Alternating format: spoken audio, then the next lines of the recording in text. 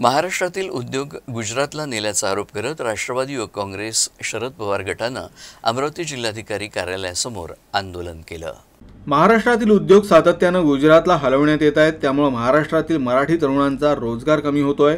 सातत्यानं केंद्र सरकार आणि राज्यातील खोकं सरकार हे येथील उद्योग गुजरातला घेऊन जात आहे, त्यामुळे मराठी तरुण बेरोजगारीने त्रस्त झालाय। अशा निर्णयांनी हक्काचा रोजगार गमवावा लागतोय असे आरोप करत राष्ट्रवादी युवक काँग्रेस शरद पवार गटातर्फे सरकारला जागा करण्यासाठी जिल्हाधिकारी कार्यालयासमोर निषेध आंदोलन करण्यात आलं।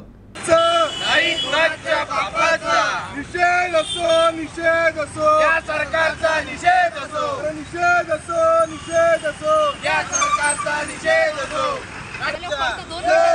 राष्ट्रवादी काँग्रेस पक्षाचा निषेध असो या सरकारचा निषेध असो या सरकारचं करायचं काय खाली मुंड वरती पाय या सरकारचं करायचं काय खाली मुंड वरती पाय